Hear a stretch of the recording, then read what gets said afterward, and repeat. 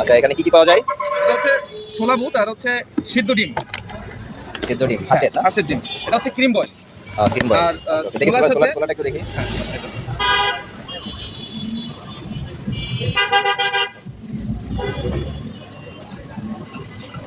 ওকে, আর কি আছে এটার সঙ্গে? কি ছোলার সঙ্গে কি কি আছে? ছোলার সাথে এখানে আপনার শসা, এখানে আছে গাজর,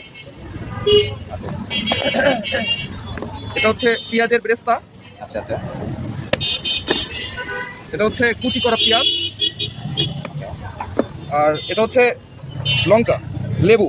আচ্ছা আচ্ছা, লেবু আছে এই পাশে। এই যে কমপ্লিট কমপ্লিট।